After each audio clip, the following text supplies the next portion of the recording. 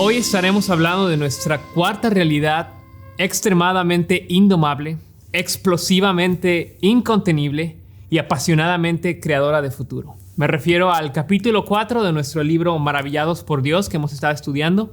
El capítulo 4 se llama La soberanía de Dios. Y bueno, para hablar de este muy importante tema, tengo como siempre a mi buen amigo Will. ¿Cómo estás, mi hermano? Bien, gracias a Dios, descansando en la soberanía de Dios. Amén. Sí, fue un capítulo muy descansador. Y bueno, para empezar voy a leer el capítulo, el texto que nos da aquí el autor. Estamos viendo Isaías 46, 8 al 11, que dice: recuerden esto, gente pecadora, sientan vergüenza y recapaciten. Recuerden los primeros sucesos de antaño, porque yo soy Dios y no hay otro. Nada hay semejante a mí. Yo anuncio desde un principio lo que está por venir. Yo doy a conocer por anticipado lo que aún no ha sucedido. Yo digo, mi consejo permanecerá y todo lo que quiero hacer lo haré. Yo llamo desde el oriente, desde un país lejano al hombre que está en mis planes y que es un ave de rapiña. Ya lo he dicho y lo haré venir. Ya lo he pensado y así lo haré. Will, ¿podrías orar por nosotros? Sí, oremos. Padre, te damos gracias por tu palabra y gracias por revelarnos que tú eres soberano. Gracias por revelarnos, Señor, que tú controlas todas las cosas.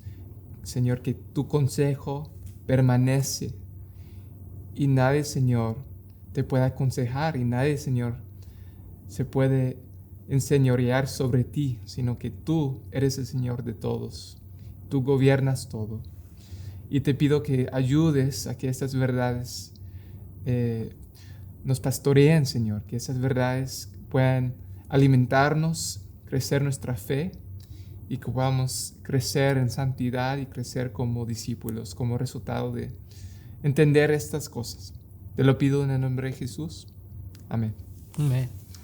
Muy bien. ¿Cuál es la explicación que John Piper nos da acerca de Isaías 64? Sí, si queremos básicamente repasar sus puntos principales en página 64, ¿verdad? Con el título Lo que implica ser Dios. Lo que implica ser Dios. Desde el versículo 40, de Isaías 46, 10 dice: lo que implica que yo sea Dios es que anuncio desde un principio lo que está por venir. Yo doy a conocer por anticipado lo que aún no ha sucedido. Entonces, lo que dice que primero declara cómo van a ser las cosas, cómo van a resultar las cosas antes de que esas cosas pasen.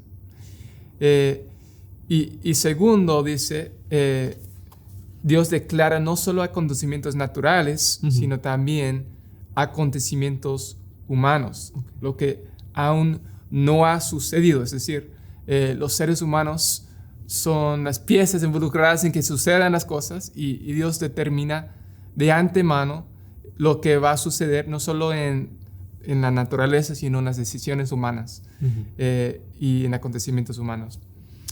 Entonces comienza diciendo, bueno, tenemos que al menos afirmar que está hablando acerca de lo que Dios sabe, que es lo que va a pasar.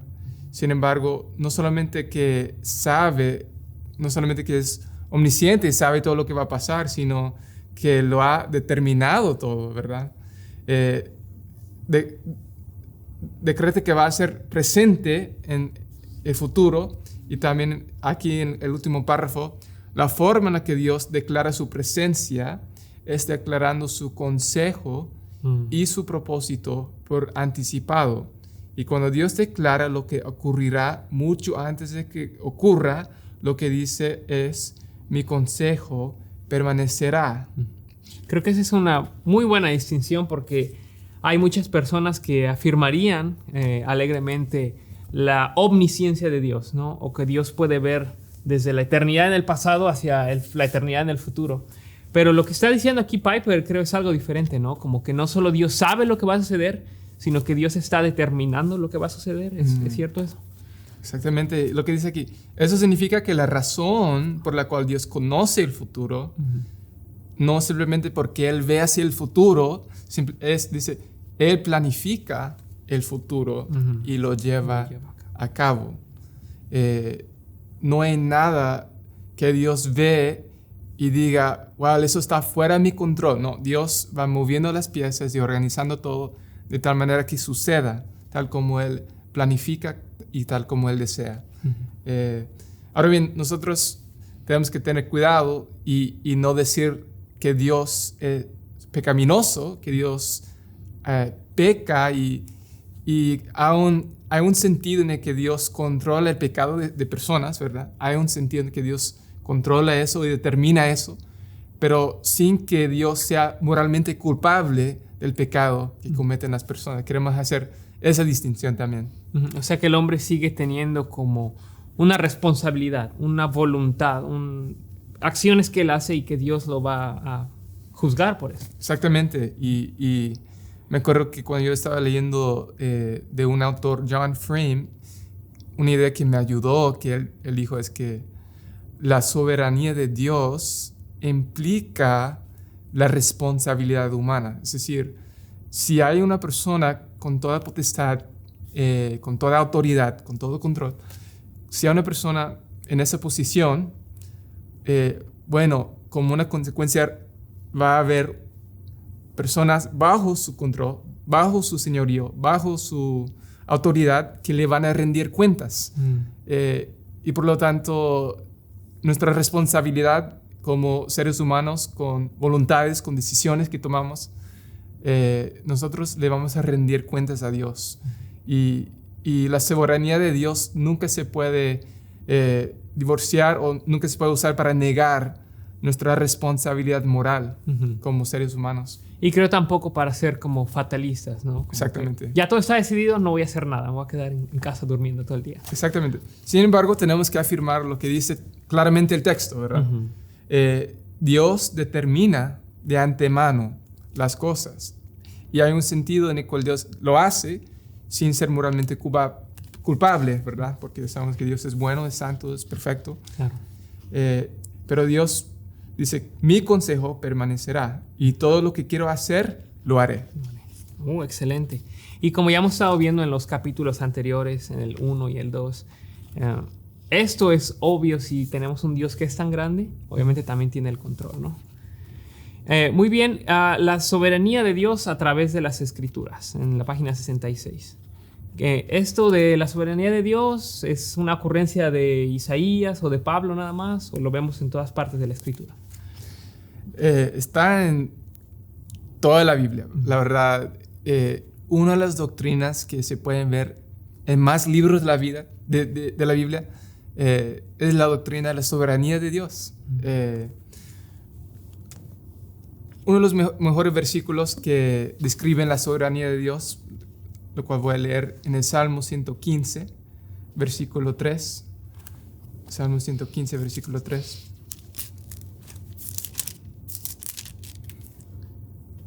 Nuestro Dios está en los cielos. Todo lo que quiso, ha hecho. Otra traducción dice que Él hace lo que le place. Eso es la soberanía de Dios. Y está en toda la Biblia, ¿verdad?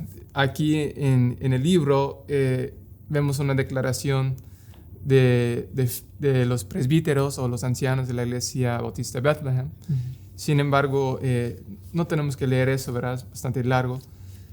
Pero podemos ver en varias porciones bíblicas la soberanía de Dios. Página 68 habla sobre los acontecimientos humanos, digo naturales, después los humanos. Sobre los acontecimientos naturales, Proverbios 16:33, las suertes se echan en el regazo, pero el resultado depende del Señor. Dice en palabras modernas, sería algo así: los dados se echan sobre la mesa y Dios decide toda jugada. Mateo 10:29-30. ¿Acaso no se venden 2 pajarillos por unas cuantas monedas? Aún así, ni uno de ellos cae a tierra sin que el Padre de ustedes lo permita. Pues aún los cabellos de ustedes están todos contados. Este pasaje es muy pastoral, ¿verdad? la soberanía de Dios significa que nosotros podemos confiar en su provisión, que podemos confiar en que nos va a proveer todo lo necesario para vivir, para comer, para tener techo, ropa. Porque estos pajarillos que no valen nada para nosotros, y Dios está controlando cada acción de este pajarillo, les está alimentando, les está proveyendo.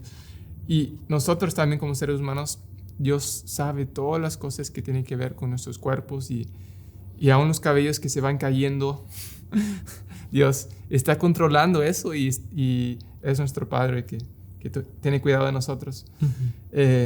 Me gusta la división que hace Piper entre cómo Dios está a cargo de los acontecimientos naturales y los pasajes que ya leíste, ¿no? De cómo más adelante dice que un pez se traga a Jonás. Dios manda al pez. Y cómo me sorprendió todo lo que escribe, los pasajes que están aquí, de cómo Él controla la lluvia, la nieve. Absolutamente todo en la naturaleza está bajo el control del Señor. Como ya tú muy bien dijiste, hermano. Y luego también habla entonces de la soberanía de Dios en los acontecimientos humanos. ¿Cómo eso es de bendición para nosotros? Sí, la verdad, el hecho de que Dios es soberano sobre todos los acontecimientos humanos, sobre toda decisión humana, sobre cada relación. O sea, nosotros, si no fuera por la soberanía de Dios sobre los acontecimientos humanos a lo largo de la historia, entre esposo, esposa, o sea, nosotros no estaríamos aquí, nosotros no estaríamos vivos si Dios no fuera soberano sobre mi genealogía. Aún en medio de todo el pecado, todos los divorcios, todos los adulterios, todas las cosas que pasaron y que como consecuencia hijos nacieron en relaciones que no debían haber moralmente, ¿verdad? Sin embargo, Dios en cierto sentido estaba controlando todo eso para llevar a cabo que yo naciera, que tú nacieras, que cada persona escuchando que naciera sin la soberanía de Dios en los acontecimientos humanos, en nuestras genealogías. Es un ejemplo. De hecho, lo vemos también, en las genealogías de Jesús, ¿no? Que como hay mujeres que no eran las más morales, que están ahí dentro de la genealogía, y como Dios usó eso soberanamente para traer al Mesías aquí al mundo. Exactamente. Muy bien dicho. En fin, hay muchas cosas que son de bendición al meditar en cómo Dios es soberano sobre los acontecimientos humanos. Y podemos leer algunos pasajes bíblicos, ¿verdad? Y una de las cosas que más me llama la atención de la Biblia es la historia de José. Y la historia de José cuando sus hermanos pecan en contra de él y claro, ellos son responsables, moralmente culpables de eso. Ellos lo venden en esclavitud, ¿verdad? Y él llega a Egipto y sabemos que Dios estaba controlando eso y al final de su vida, ¿verdad? José les pudo decir a sus hermanos, no fueron ustedes los que me enviaron, sino Dios. Y el versículo clave de la soberanía de Dios en todo ese asunto, que José experimentó muchas cosas feas, y estuvo encarcelado y le acusaron de tratar de violar a una mujer, ¿verdad? Y todas esas cosas. Pero en Génesis 50:20 es una palabra de mucho ánimo que habla de la soberanía de Dios. Génesis 50:20 dice: vosotros pensasteis mal contra mí, mas Dios lo encaminó a bien, para hacer lo que vemos hoy, para mantener en vida a mucho pueblo. Vemos en Romanos 8:28, ¿verdad? Todas las cosas nos ayudan a bien a los que amamos a Dios y somos llamados conforme a su propósito. No solamente que Dios las toma y luego las convierte en un bien, sino que Dios, de cierto modo, ordenó que esas cosas funcionaran para mi bien. Y eso pasó con la vida de José. no solamente para su bien, sino también para el bien de los hermanos que pecaron en contra de él, los hermanos que lo vendieron en esclavitud, y él terminó en Egipto, y Dios le dio esta posición de autoridad de tal manera que en el tiempo de hambre, José iba a ser de mucha bendición para sus hermanos hambrientos. Si no fuera por él, ellos habrían muerto de hambre. Sí. Y Dios usó ese pasado, ese acontecimiento humano pecaminoso, para llevar a cabo su propósito de salvar a muchas personas en medio de una hambre. Y cuando llegamos al Nuevo Testamento, vemos esto más claramente en la cruz, ¿verdad? No sé, ¿quieres comentar esa parte que en Hechos, ¿verdad? Los apóstoles constantemente hablan de la cruz y de cómo eso es un acontecimiento humano que Dios controla y usa para sus propósitos. Sí, en el libro dice, ¿no? Como tú, Pilato, tú, Herodes, ustedes malvados soldados y la gente que se burló y dijo, crucifíquenlo, crucifíquenlo. Aunque son, como dijiste ya, pecados de los cuales el Señor los va a tener responsables, aún así el Señor estaba haciendo todo esto para el bien de toda la humanidad, ¿no? De todos aquellos que han de ser salvos. Y como comentabas también en lo de José, no es que el Señor vio, ya vendieron a José, está en Egipto, ahora ¿qué voy a hacer? Bueno, lo voy a encaminar para bien. Sino que desde antes el Señor había planeado que eso fuera a suceder. Y lo mismo con la cruz. Nuestra salvación estuvo planeada por el Señor, aún desde antes de que las multitudes pidieran que Jesús fuera crucificado, y aún antes de que los ancianos y los fariseos lo condenaran a muerte. ¿Cierto eso? Exactamente. Como dice ahí en Hechos 4, 27 al 28, en la página 71, ¿verdad? Dice, Herodes y Poncio Pilato, junto con los no judíos y el pueblo de Israel, se reunieron en esta ciudad en contra de tu santo Hijo y ungido, Jesús. ¿Para qué? Para hacer todo lo que por tu poder y voluntad ya habías determinado que sucediera. Sí. Eso es de mucha bendición para nuestra alma saber que Dios estaba controlando y Dios estaba ordenando y Dios estaba moviendo todas las piezas sin quitar las voluntades humanas, sin eliminar eso.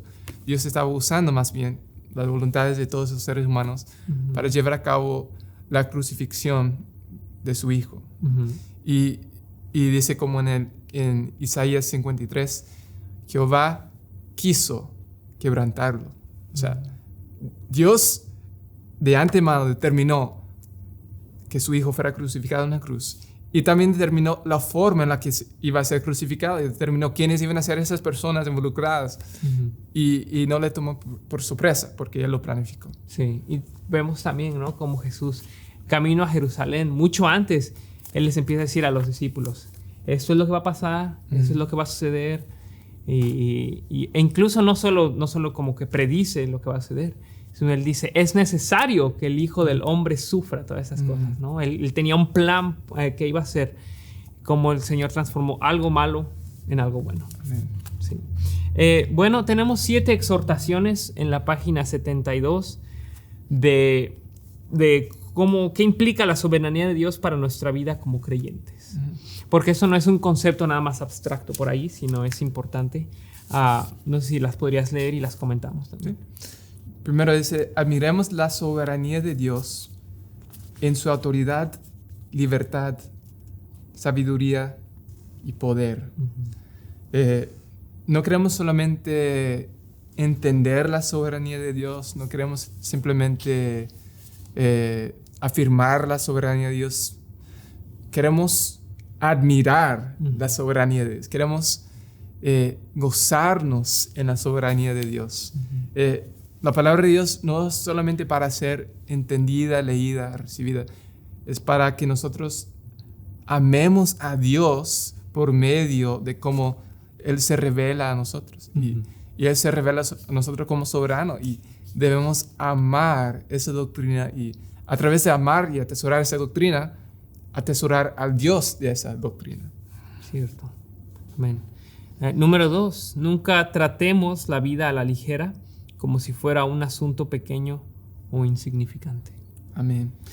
Sí, incluso todas las cosas más cotidianas que hacemos, lavarnos los dientes, bañarnos, todo eso es necesario y Dios lo ha determinado, y Dios, como soberano sobre todo, ha determinado que necesitemos esas actividades tan cotidianas que a veces nos cansamos y decimos, no, ya me cansé, me quiero acostar. O sea, todas esas cosas que hacemos no son insignificantes para Dios. Cierto.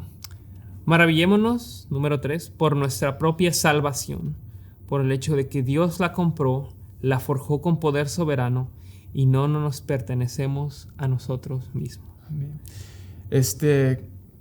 Creo que eso puede ser quizá un buen momento para leer lo que es la primera pregunta de la confesión. Sí, cierto. Que tienes ahí, que tiene mucho que ver con esta exhortación, ¿no? Que no nos pertenecemos a nosotros mismos.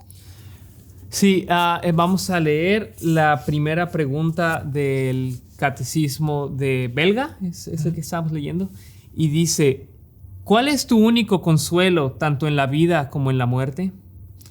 Que yo, con cuerpo y alma, tanto en la vida como en la muerte, no soy dueño de mi vida, sino que pertenezco a mi fiel Salvador Jesucristo, quien con su preciosa sangre ha satisfecho completamente por todos mis pecados. Sí, es la de Heidelberg, ya me acordé. De Heidelberg, sí. Entonces, ni en la vida ni en la muerte me pertenezco yo mismo, mi esperanza es que le pertenezco a Dios. Amén. Qué bien. Sí, y eso de mucho ánimo, ¿verdad? Porque si nos perteneciéramos a nosotros mismos, nosotros no somos soberanos. Y alguien soberano sobre nosotros puede arrebatarnos de nuestras propias manos. Pero nadie nos puede arrebatar de las manos de nuestro fiel Salvador. Sí, qué bueno. Si no, ya hubiéramos sido arrebatados hace cuándo. Número 4. Aflijámonos por nuestra cultura que empequeñece a Dios y se centra en el ser humano. Algo que también hace gran parte de la iglesia inclusiva. Sí. Y primero tenemos que comenzar con nuestros propios corazones, ¿verdad? No podemos comenzar con aquellas personas ahí afuera. Nosotros comenzamos con nosotros mismos. Somos pecadores y nosotros tenemos esta tentación de centrarnos en nosotros mismos y no en Dios. Y tenemos que constantemente arrepentirnos de eso y volver a centrarnos en la gloria de Dios, en la soberanía de Dios, y recordar esas doctrinas, esas verdades tan importantes.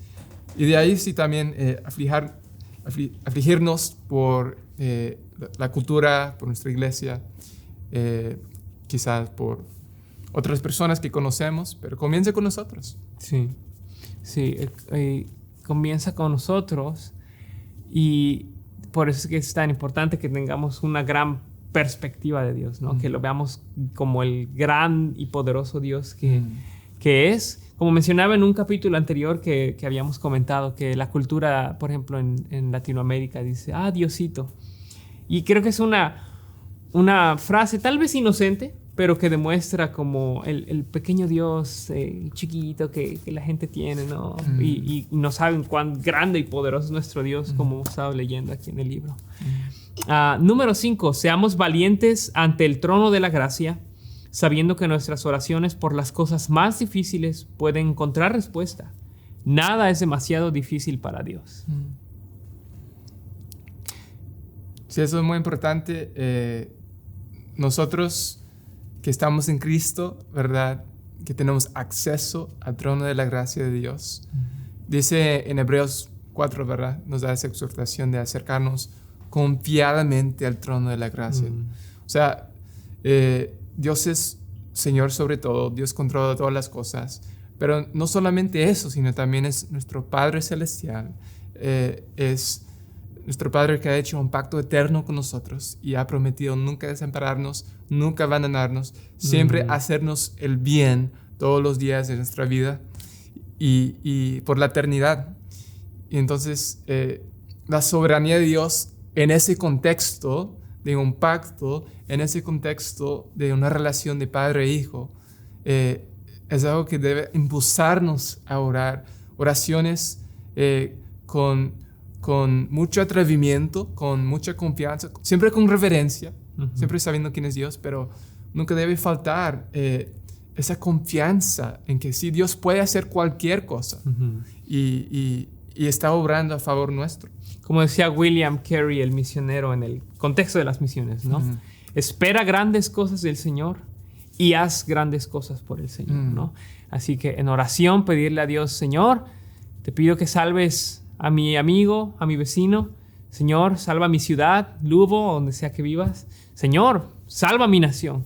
Y estás pidiendo grandes cosas y confiando que el Señor puede hacerlo, pero que Él es soberano y que al final de cuentas Él va a hacer lo que a Él le place. Y Él tiene una perspectiva más grande que la nuestra. Y bueno, número 6, regocijémonos en que nuestra evangelización no será en vano, porque no hay pecador tan duro que la gracia soberana de Dios no pueda traspasar. Will, este punto ha sido de gran bendición para mí últimamente, porque pues he tenido como temporadas en mi vida, ¿no? Que a veces pienso, oh no, ese pecador muy duro, no sé. Y a veces, no, sí, se va a salvar y eso. Y ahora creo, entendiendo la soberanía de Dios, ahora pido, como dice el punto 5 también, valientemente por mis familiares y amigos que no conocen al Señor. Le digo, Señor, sé que tú los puedes salvar, porque no hay un pecador tan duro que la gracia soberana de Dios no pueda traspasar. ¿Qué piensas tú?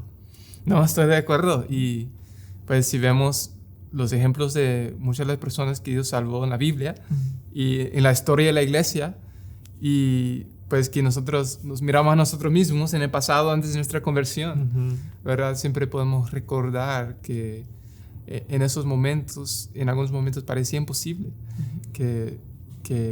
y para el hombre sí es imposible, ¿verdad? Como vemos en la Biblia. Para el hombre es imposible, pero para Dios todo es posible. Y el pasaje que sigue después de esa explicación, que Jesús está hablando acerca de cuán imposible es que un hombre rico entre en los reinos de los cielos, ¿verdad? Después de ese pasaje en Lucas, vemos que un hombre rico sí entra en el reino de los cielos, Zaqueo. Para Dios no hay nada imposible. La conversión de un hombre rico, la conversión del hombre más endurecido, Dios lo puede hacer porque Él es soberano y su gracia hasta cierto momento no se puede resistir. Me gustó que mencionaste esto de que también los ricos pueden recibir el reino de los cielos. Vemos Lidia en Hechos 16, probablemente era una mujer con dinero por su negocio que tenía. Y bueno, el Señor puede salvar a gente rica y pobre, joven, vieja, hispana y americana y de todo tipo de personas. Y número 7, estemos contentos y tranquilos en estos días de gran turbulencia, porque la victoria pertenece a Dios y nadie puede detener los propósitos que Él desea cumplir. Wow, pareciera que Piper sabía que iba a haber coronavirus, ¿no? Porque nos da esta muy buena consolación de que no importa lo que esté sucediendo, Dios tiene la victoria y nadie puede detener los propósitos que Él desea cumplir. Sí, y podemos pensar en esto en un tiempo de transición política también. Va a haber elecciones presidenciales este año, va a haber un presidente nuevo o quizás el mismo presidente. Y sin duda mucha gente va a estar desanimada con lo que suceda en las elecciones. Sin embargo, sabemos que Dios pone reyes, Dios quita reyes, Dios controla todo esto y está gobernando todas las cosas de tal manera que funcionen para nuestro bien. Y podemos descansar en la soberanía de Dios en este tiempo de pandemia mundial, en este tiempo de incertidumbre política de qué va a pasar. Incluso cuando hay recesiones o dificultades económicas. Exactamente. Así que ya saben, hermanos, vayan no solo a votar, sino a hacer todas las responsabilidades que tienen como ciudadanos, y el resto déjenselo a Dios porque Él es soberano y todo lo que está sucediendo, al final de cuentas, Él es el factor determinante de todo lo que sucede. No los presidentes, no los políticos, no los gobernantes, sino el Señor está a cargo. Incluso el Señor está a cargo de su iglesia, ¿cierto, Will? estoy agradecido contigo, con Luis David, que están dirigiendo la iglesia con fidelidad y con amor, pero al final de cuentas es la iglesia del Señor y Él es el que tiene cuidado de ella. Cristo es la cabeza, exactamente. Exactamente. Bueno, se nos acabó el tiempo, pero ahí hay otra segunda parte que dice más acerca de la soberanía de Dios. Y bueno, confiando en que leyeron el capítulo o si no lo van a leer, terminamos hasta aquí el día de hoy. Les agradecemos por estar con nosotros y los esperamos la próxima semana, igual miércoles 6:30, para estudiar el capítulo 5 de este gran libro que se llama Maravillados por Dios, por el pastor John Piper. Así que para la próxima semana, capítulo 5. Y bueno, Will, te veo primero Dios, con la soberanía de Dios el próximo miércoles. Amén. Ok, hasta luego. Nos vemos.